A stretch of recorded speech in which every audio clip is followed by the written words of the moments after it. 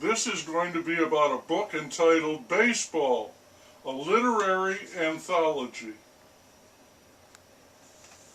I have said many times that baseball is dead, killed by the passage of time, the trend in social functions, and ruinous decisions too numerous to recount. They put making money ahead of the game, a fatal mistake.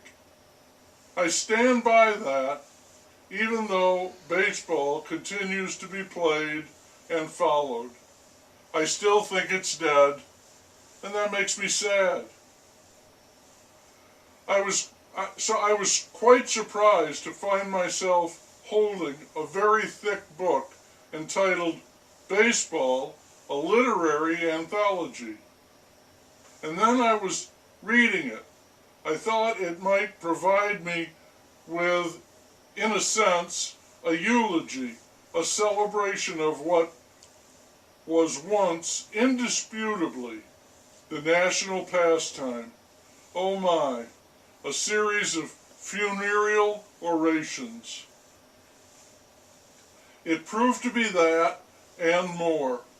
I was nearly 300 pages into the book before I realized that I loved it. And I do mean love. Farewell Baseball. What a send-off. I hope they have a copy of this book in Cooperstown. It belongs in the Hall of Fame. And if it is there, then one of its many subjects, like Pete Reiser, will be able to say that he is there too. And let me assure you, he belongs there. As do countless others I encountered in the pages. They belong. They are definite Hall of Famers. Never mind the stats. All the suspected authors, the starting lineup, are in this volume, represented by one or more pieces. And that is pretty wonderful. That would have been more than enough.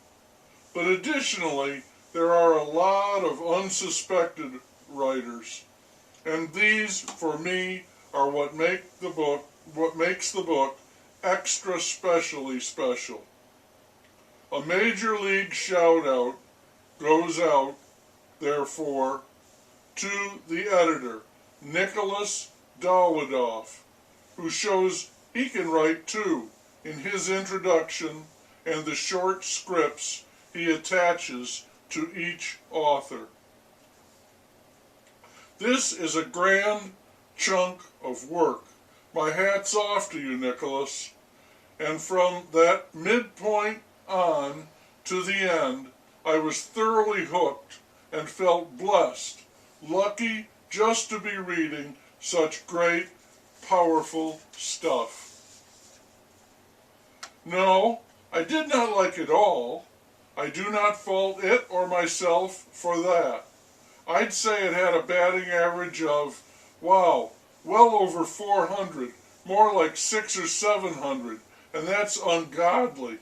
With a slugging percentage to match, these guys could hit the long ball.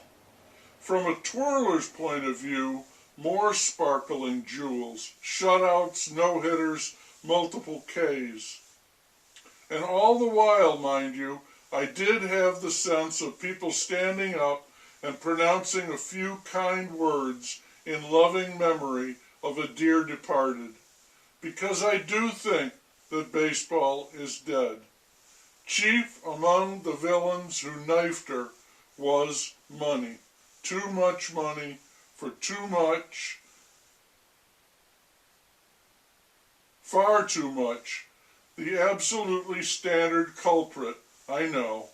Money seems to always be standing there, casually filing its nails, nodding and smiling, claiming another victim. Sometimes I favored the subject matter, and sometimes it was the writer, and in the best of times it was both. And there were times that the book reminded me of the close conjunction, the deep, inextricable intertwine of baseball and America. They share the very same DNA. Once, as they say, they were joined at the hip.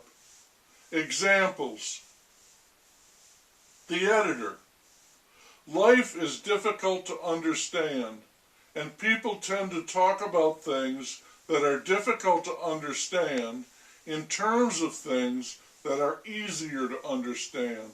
So they use baseball to conjure with life. Mark Twain. Baseball is the very symbol, the outward and visible expression of the drive and the push, the rush and the struggle of the raging, tearing, booming 19th century. Walt Whitman. Baseball has the snap, go, fling of the American atmosphere. It's just as important as our Constitution and laws in the sum total of our historic life. Again, the editor. To many Americans, the Black Sox story came to represent not only baseball's loss of innocence, but the country's.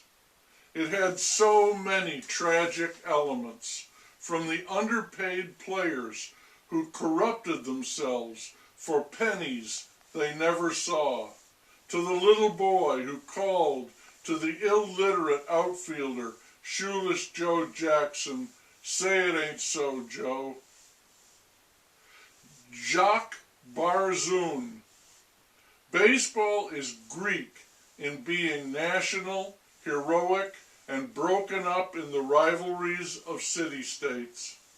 That baseball fitly expresses the powers of the nation's mind and body is a merit separate from the glory of being the most active, agile, varied, articulate, and brainy of all the group games. Jimmy Breslin. Once you had everything.